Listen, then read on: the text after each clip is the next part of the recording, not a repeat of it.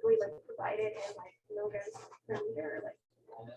If the unit is not specified, you can record any reasonable concentrations. Oh, so it's Yeah, but usually the mole per liter or the milligram per liter are the most frequently used one. Okay, so I guess we can get started. And today we are going to talk about alkalinity and the carbonate system. So today we only have four items. So first, I would like to briefly talk about the composition of the natural water, like what it has. And then I'm going to talk about alkalinity, especially like why alkalinity is important or the significance of alkalinity. And then I will be focused on the chemistry behind alkalinity, especially this carbonate system. So it may take most of the time on this one. And finally, I would like to briefly talk about how to measure alkalinity. And we are going to do this experiment on Wednesday, tomorrow. Okay. So first, let's look at the composition of water in natural water. And here it shows like different compositions. So basically, if we are looking at the cation ions, we can say most of them are something like this. Sodium, magnesium, potassium, and calcium. And within these four types, we can see magnesium and the calcium, like they have two charges, and the other only have one charges. And here shows the natural sources of these chemicals. And we can see most of them, they include 1 and 2. So let's take a look at what is 1 and 2. So the first source is wind-blown sea salt. And we can imagine we have lots of seas. But in the continents or in a place where we do not have so much seas, the second source is important, which is from the soil dust. Or to be more specific, this process is called weathering. So we can see most of the cation ions in the natural water, they can either come from the sea or comes from the weathering of the soil or the rocks. And here, I just want to focus on magnesium and calcium. And so for magnesium, this is a pure magnesium, but we know it is very active, so it does not exist in the nature. So we usually see this is brownite, and this is just a rock that contains lots of relatively large amount of magnesium.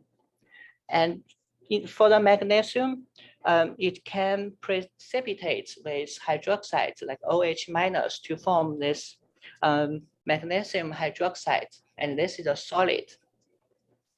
And in the natural, we have like this crystal, and I think this looks much prettier than this one. On the other hand, the magnesium hydroxide, if under relatively acidic condition, it will react with H+ and it will be dissolved.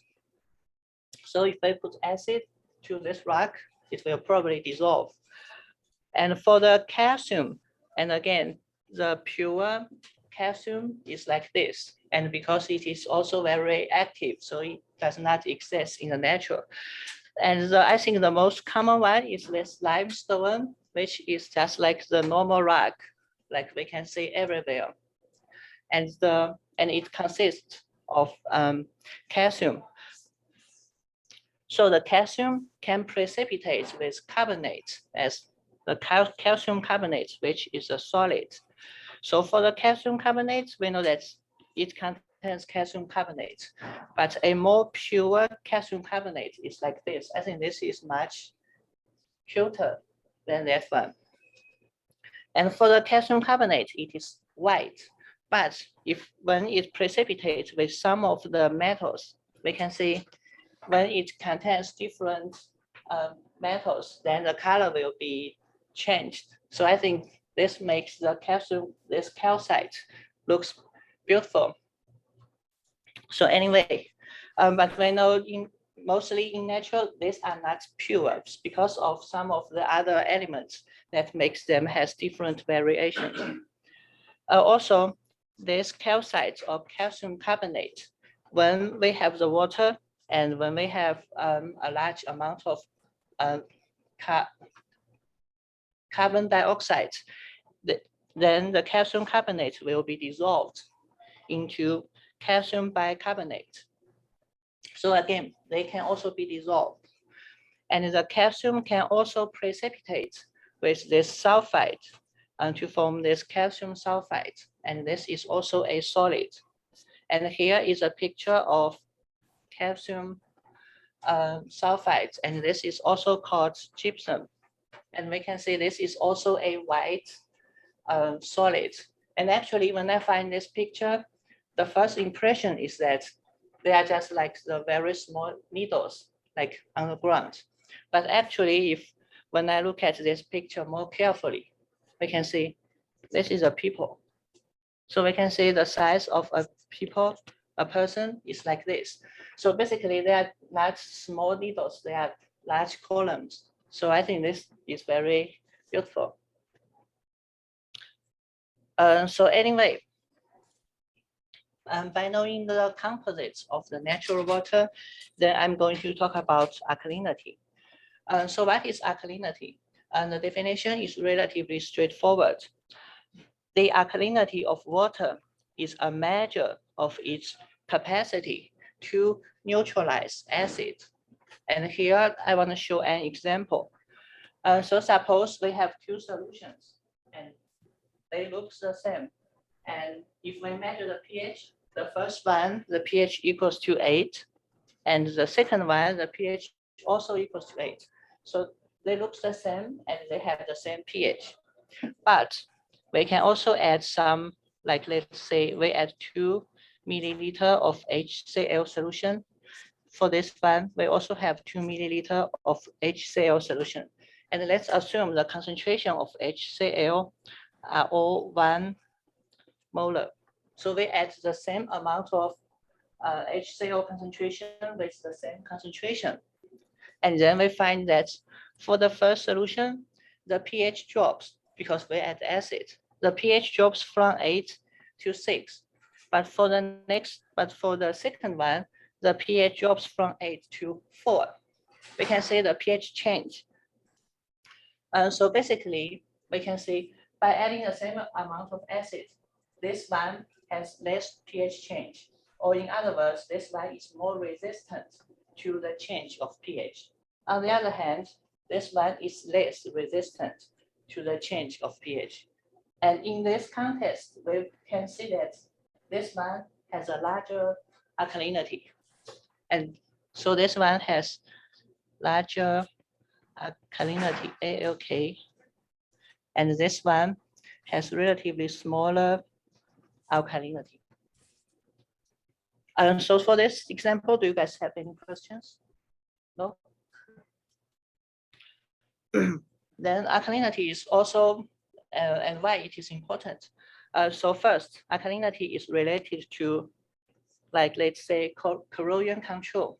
We can see we have the pipe, like to bring our tap water, and we know that the pipe may be corroded, and the controlling equation of the corrosion is this. I think this a little bit is this one.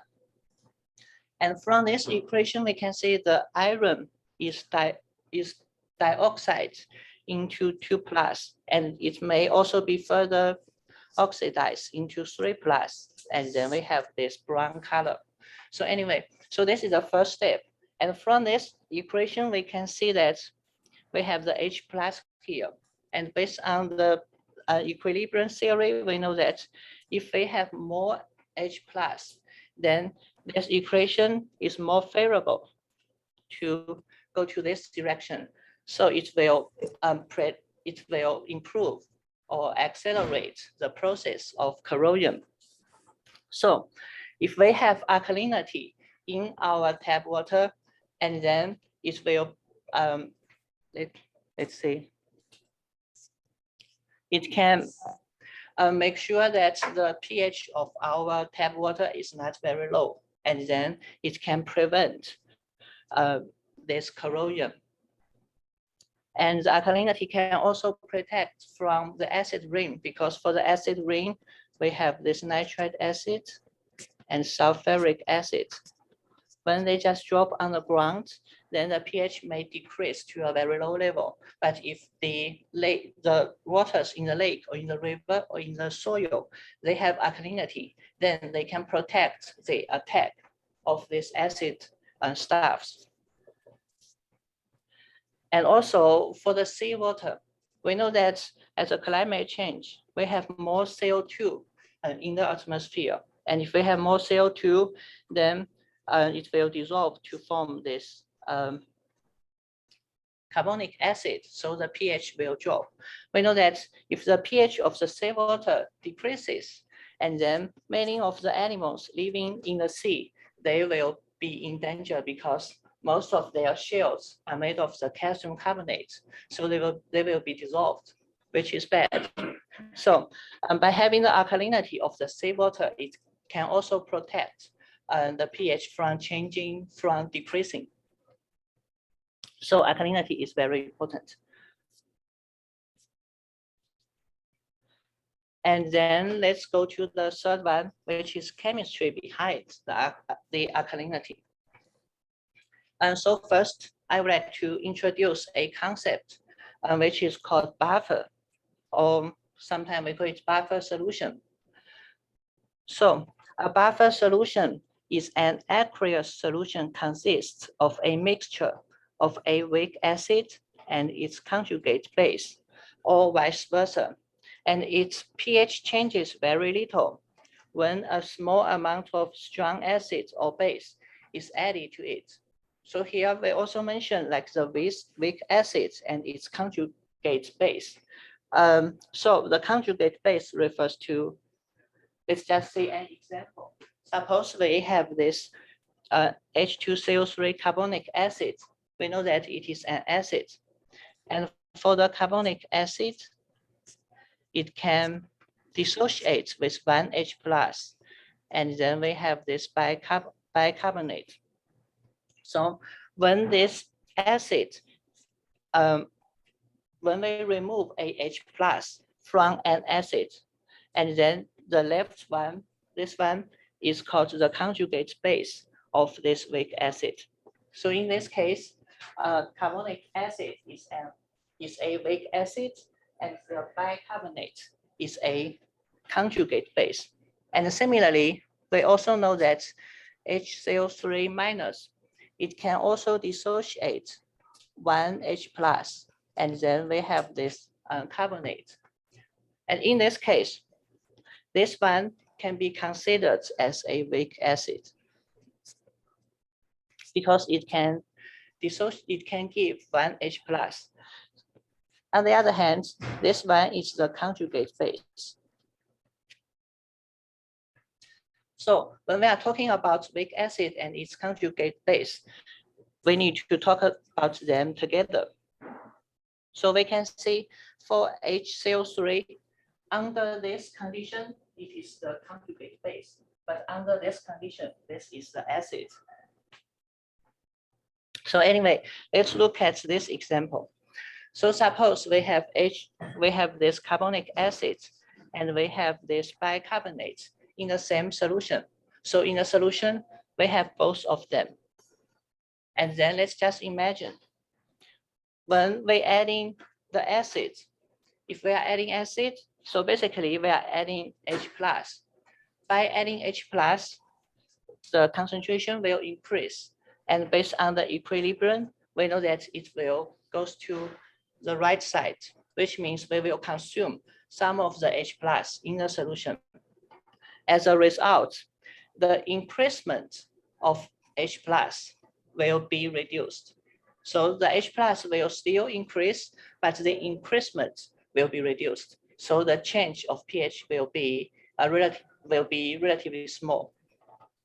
On the other hand, when we are adding the base, so basically it means we are adding OH minus, and under this condition, OH minus can react with this carbonic acid, and then we will form these two stuffs. So as a result, so we know that when adding OH minus, this reaction will go to the right direction, and then more OH minus will be consumed. So as a result, when we are adding OH minus, the concentration of OH minus will increase, but the increment will be smaller in these two situations. So for this one, do you guys have any questions?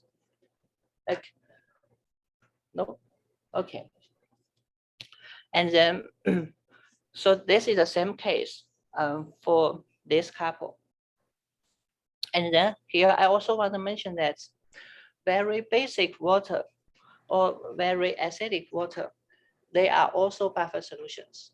Because first, we know that water can dissociate H plus, and it can also dissociate as OH minus. So basically, water itself can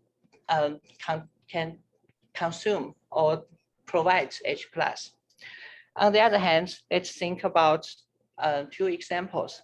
So for a solution which is very acidic, let's just say we have a relatively concentrated HCl solution. And we know that in this solution, we have water, and we have a lot of H plus in this case. And then if we add OH minus in this solution, because we have a lot of H plus, then the OH minus will be canceled out or be neutralized. So the concentration of H plus will change very small, like we'll have a very small change. On the other hand, if we add H plus to this solution, because we already have a lot of H plus, the H plus that we add will have a very small contribution to the total H plus. So the change of pH is also very small. Does this make sense? So similarly, if we have a very basic solution, like say this sodium hydroxide, and again, we have water and OH minus, and we have a lot of OH minus. So in this case, we add OH minus, the contribution will be very small, so it could be ignored. If we add some H plus, because we have a lot of OH minus, it will consume the H plus that we add. So the pH change will be also small. So as a result, very basic and very acidic water, they are also buffer solutions. And we will use this statement in the later slide. So for this one, do you guys have any questions? Just check if they, yes. And so you're saying like for the part on the bottom, so we have like this really acidic solution, and then if we add water to it, or are we saying we're adding acidic water? Yeah, this is a good question. No matter what we add, so we may add water. So basically, we dilute it, or we may add some HCl, or we may add NaOH. So no matter what we add to this one, the pH change will be relatively small. Yeah, so no matter what we add. And any more questions? No? Okay. Then let's look at this carbonate system. So what is carbonate system? And so it just describe. So the carbonate system refers to the these 6 equations, and I will talk about them in details later. So basically, carbonate system is very important because it regulates the pH of the natural water, and it controls the circulation of CO2 between biosphere, the lithosphere, and the atmosphere, and the hydrosphere. And this process summarizes the environmental fate of CO2 in the natural water. And we can see the CO2 will dissolve in the water, and it will form this carbonic acid. And carbonic acid will be dissociated into bicarbonate and carbonate. And the carbonate may be precipitated with calcium and magnesium. And all of these processes are expressed in the equations on the left side. And then we are going to talk about them one by one. So basically, as an environmental science student, it would be good to remember all of these equations here. So you don't have to remember because the quiz or the exam will be open book, so you can find them. But if you guys can remember it, it can increase the speed for you to solve the problems and solve the real problems in future. Okay, so let's look at the first two. The first two is equation 0 and equation 1. So for equation 0, it describes the dissolution of CO2. And the equation C1, it describes the formation of carbonic acid. And here are some of the facts. And so first, carbon dioxide is slightly soluble in pure water. And also, as all the gases, the solubility of CO2 decreases with temperature.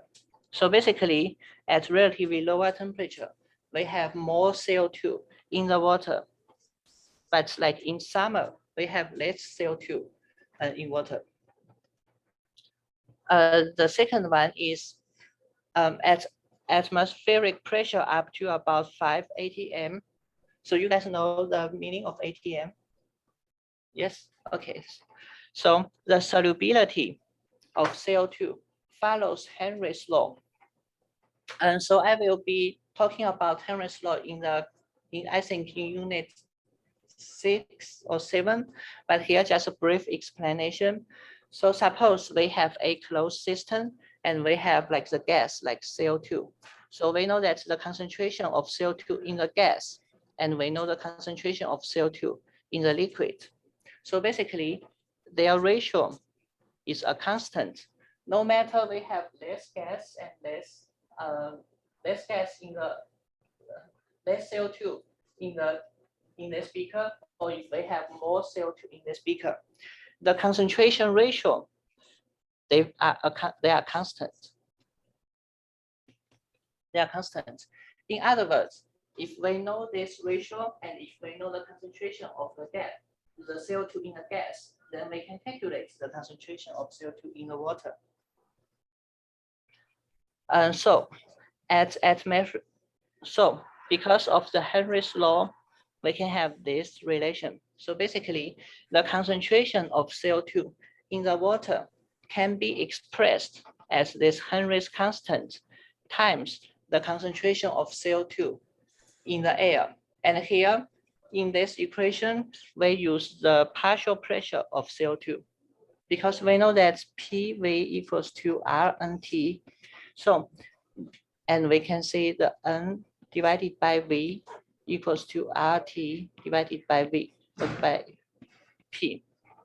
So basically, the concentration is in how to say? Yeah. So P, so we can do this is N, this is V times RT. So this is not correct. So we can derive this one. So we can see the concentration is in proportional to the pressure, which is a partial pressure. So here, because the partial pressure is more convenient, so we usually use the partial pressure instead of the concentration. And we know that from lecture 2, the concentration of CO2 in the atmosphere is 400 ppm by volume. And then we can do some of the calculation and we can find the partial pressure of CO2 in the atmosphere. On the other hand, once the CO2 is dissolved, a small portion of the CO2 reacts with water to form the carbonic acid. So basically in the water, or like I just buy this one, so we know that in the soda, we have lots of CO2 in it. And in this soda, we have lots of CO2, and they will also form this carbonic acid. And the the concentration ratio of CO2 and the carbonic acid is around this one. And I think that's why the Pepsi is not sour at all and sweet. Then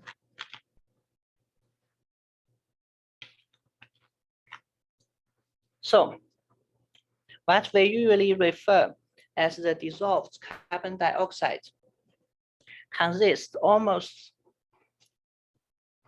mostly of the CO2. So basically in here, the most of them are CO2, and only a small amount of them are the carbonic acid. And usually this equilibrium mixture is designated as H2CO3, but we have a star here.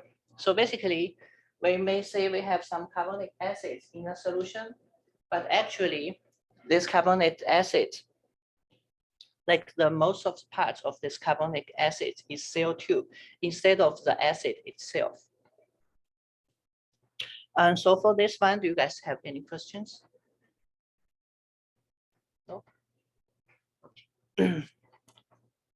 Then, because we have already established the quantitative relation between the concentration of CO2 in the air and in the water, and then we can do some of the calculations.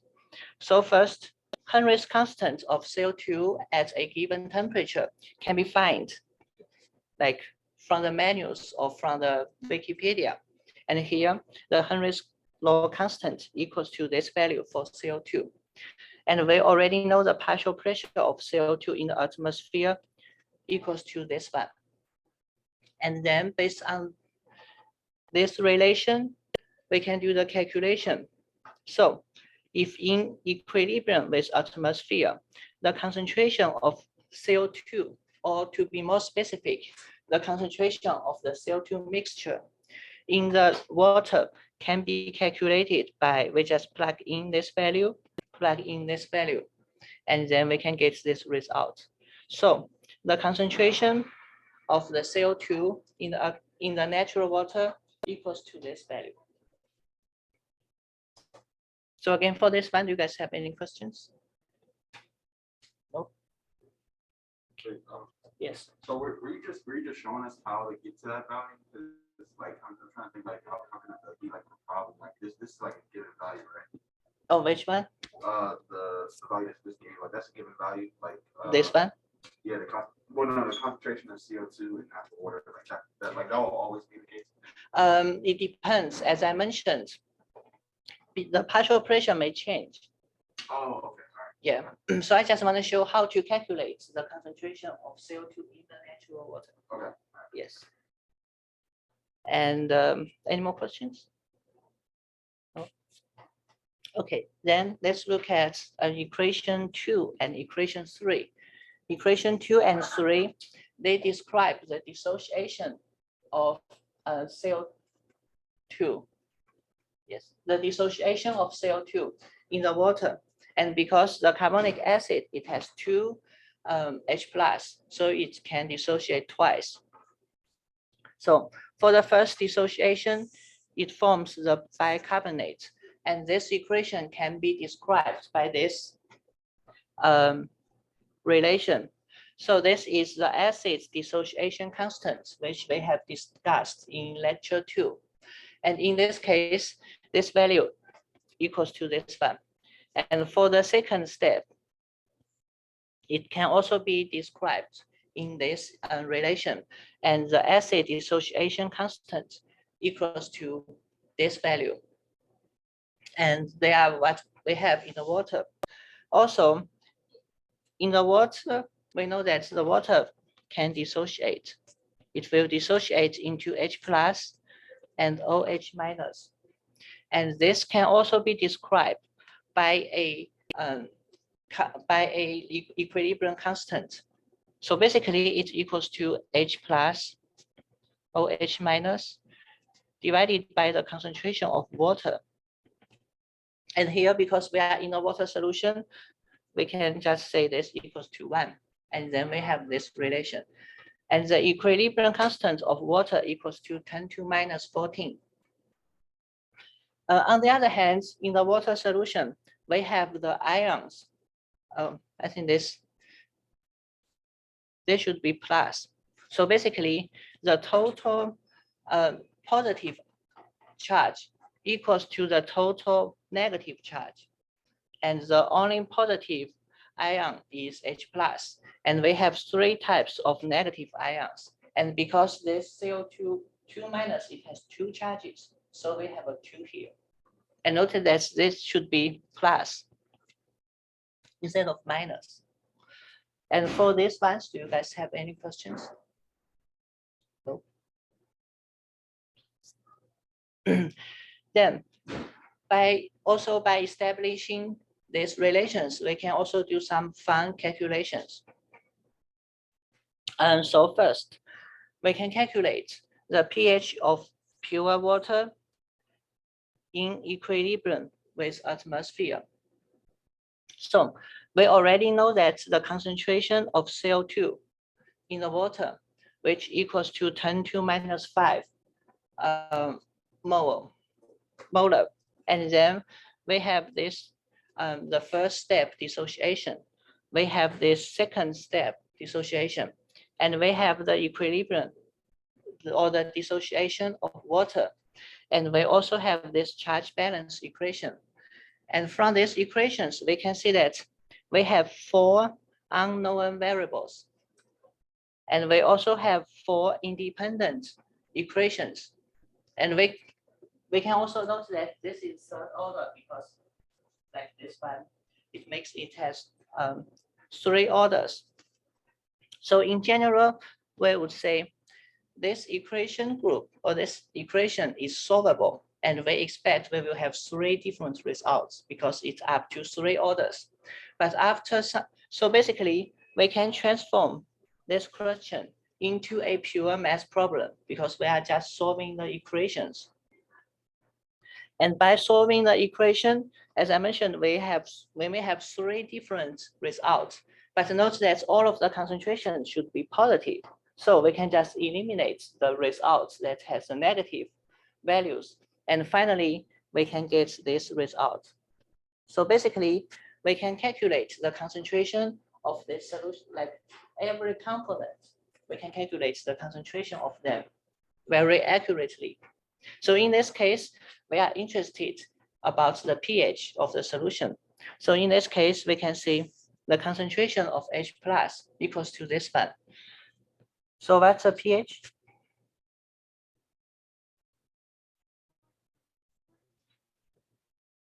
Five 5.65, right?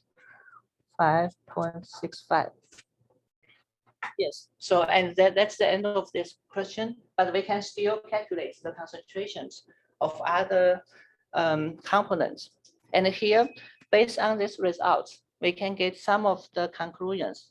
So first, what's the H plus due to the water? Because we know H plus can come from the dissociation of this one, come from dissociation of this one. Or we can together, they come from the CO2. And the H plus can also come from the water. So let's see, for the H plus, that is due to the water equals to this value. And this value equals to this one. Because for the water dissociate,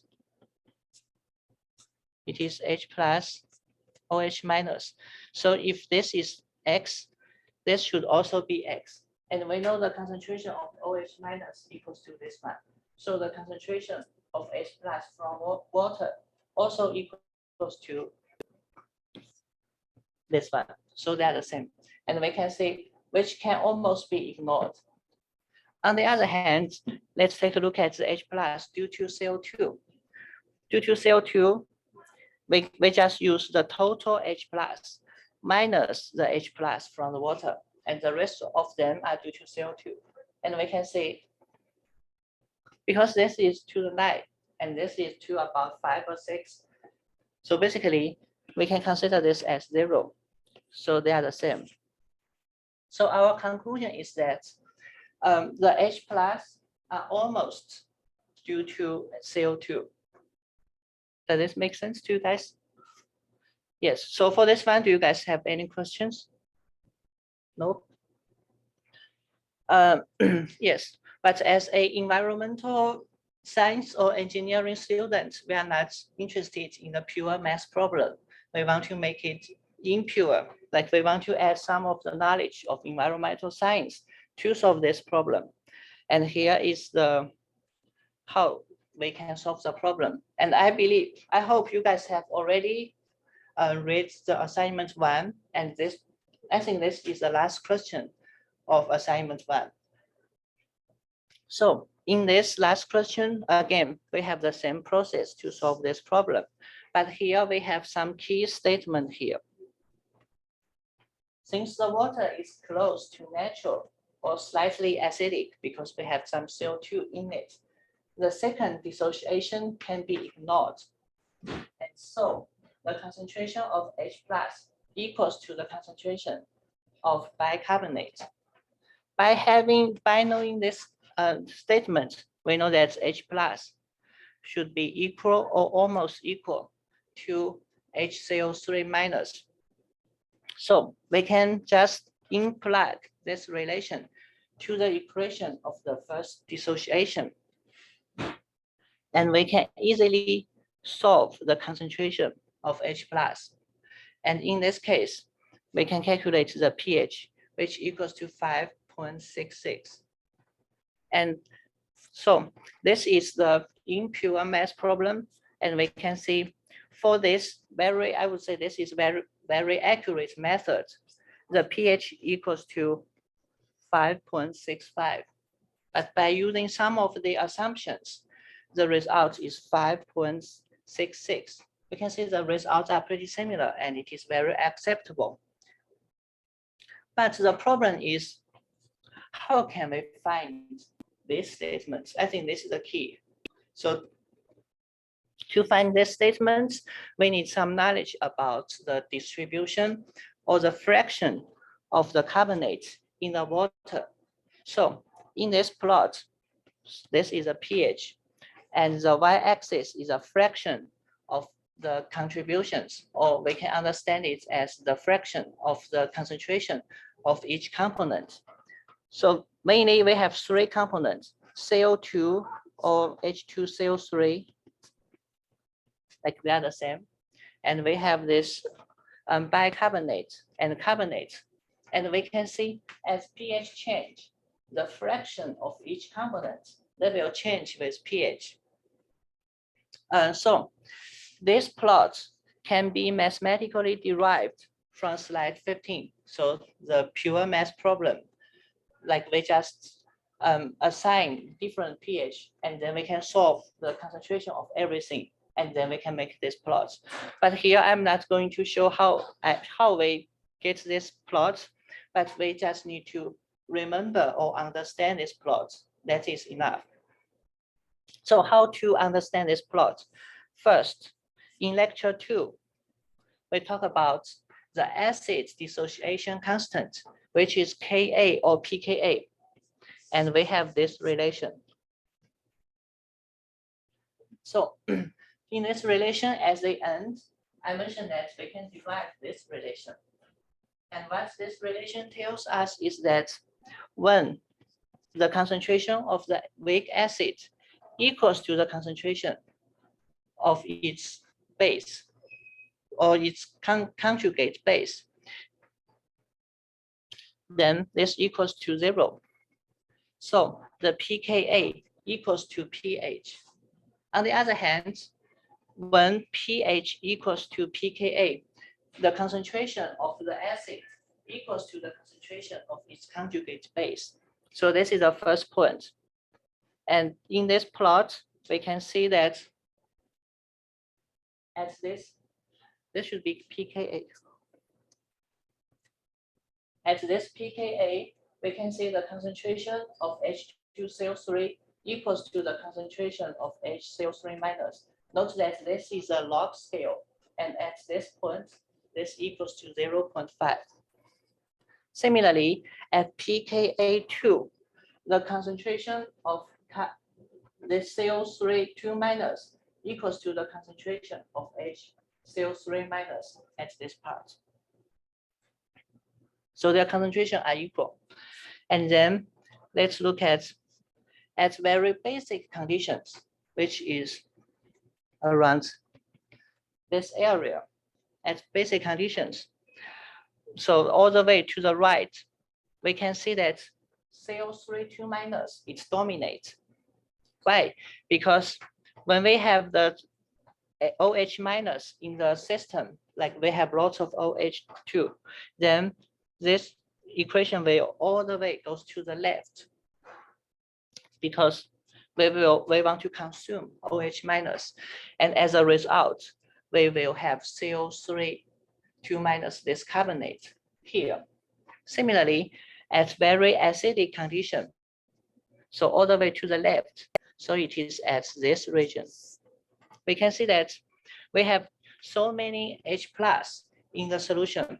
When we have so many H plus, it will all the way, they should be all the way to the left. And then we will have all the way to the left. And then we will have H2CO3 in the solution. So at lower pH, the H2CO3 or CO2 will be dominant. Then at relatively neutral condition, we can see that for the neutral condition, it will still goes to this direction, but it may stop at the middle. Similarly, it will also go to this direction, but it will also stop at the middle. And at the middle, we have something like this. And similarly, for both of them, we have this bicarbonate, HCl3. So basically, at the relatively neutral condition, the HCl3 minus is dominant. So,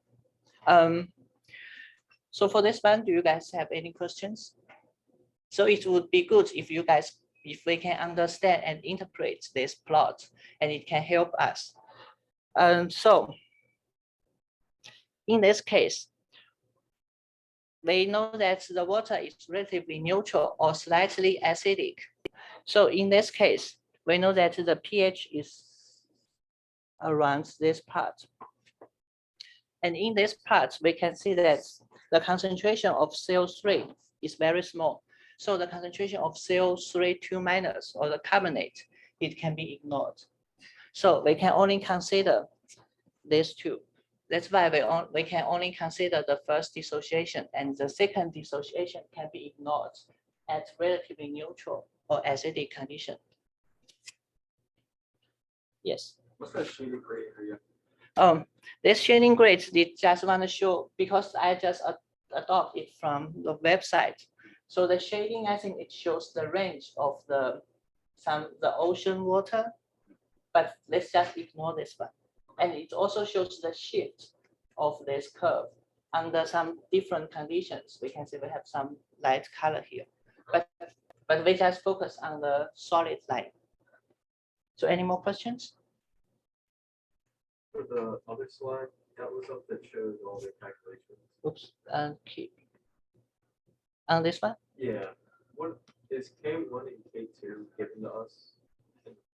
Oh, K1 and K2 refers to Ka1 and Ka2. Oh, okay, gotcha. Yeah, Thank you. yeah, I need to make them consistent, but so any more questions? No? Okay. And the last two equations are about the precipitation of calcium and magnesium. And so we use KSP to describe this process. So basically, the original equilibrium constant should be this one. And because the calcium carbonate is solid, and so for this one, it is also solid, so we can consider it as one. So as a result, we have this relation. And the KSP of calcium carbonate is this one, and the KSP of calcium magnesium equals to this one. And now we have go through all of the process of the carbonate system, and the whole process just controls the carbonate system. And so for this one, do you guys have any questions? No? And finally, we are going to talk about the measurement of alkalinity, and we are going to do this lab tomorrow. And I guess I will be here in the morning. So anyway, because the alkalinity is a measure of the ability of the solution to neutralize acids. So basically, we can just add acid to our sample, and then we can measure how much acid we add. Then we can use this volume to describe the alkalinity. And so again, we usually determine alkalinity by titration and by adding strong acid to the solution. And for the acid, it usually be the chloric acid or sulfuric acid. And then we add the acid we want to reach a equivalent point. So this is a manually defined point I will discuss in the next slide. And so basically, we have our sample, and then we want to add acid. And so let's look at graph on the right side. So first, in the lab, we are going to add the acid, and here we can take notes of the acid we add. And this is the direction of the axis. And this is a pH. We can see that if we add the acid to the solution, then the pH will drop because we are adding acid. And the solution or the sample are usually basic. So as we are adding acid, the pH will drop and it will decrease. But we can see it has some creepy shape, like it has different regions. But why we have different regions? We can explain this by the plots that we just talked about. So let's say we have the pH changing rate. And we have already talked about that if we have buffers in the solution, then the change of the pH will be small. And in this plot, we can see we have some of the buffer zones. At very basic condition, we have this buffer zone alpha, which means the pH change will be slow. On the other hand, when the pH decreases a little bit, we will have this buffer zone beta, because we have the relatively similar amount of the weak acids and its conjugate base, then the pH change rate will also be slow. Then in this region, we have no buffer, so the pH change rate is fast. And then when we go to this region, which is buffer zone gamma, and it will be also slow because we have the buffer. And then for this region, we have no buffer, it will be very fast. And finally, when the solution becomes very acidic, then we will go to the buffer zone delta, and the pH change rate will be slow. So basically, as we are adding the acid, the pH will decrease. So it will go to the two buffer zones, and then go to the fast zone, and buffer zone, fast zone, and the buffer zone again. By knowing this, when we look at this, the plots on the right side, I think this will be more clear. So first we have this alpha buffer zone. So the pH change very slow. Then we go to the beta buffer zone. And finally, for this zone, we have no buffer. And then we go to the gamma buffer zone and no buffer. And finally, we go to this delta buffer zone. So in the lab, we are going to titrate our solution with the acids as an HCl. In the meanwhile, we are measuring the pH of the solution. And in the lab, we are going to construct this curve by using our data. So we are collecting the amount of acids that we add in the solution, and we are also recording the pH of our solution. So this is the alkalinity experiment that we are going to do tomorrow. And finally, we have like equivalent points.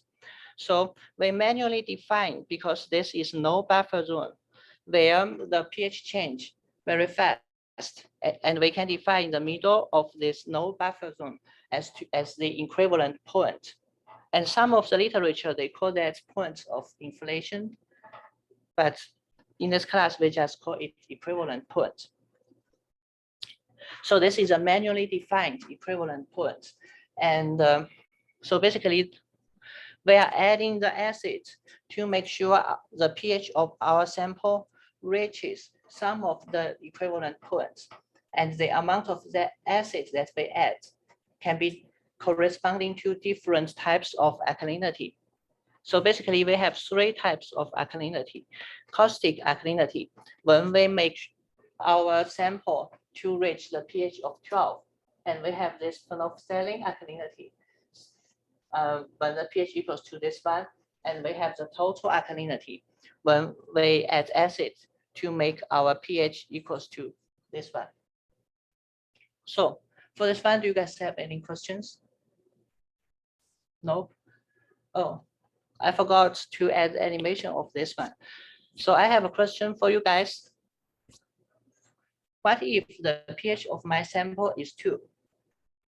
Like my sample is already acidic.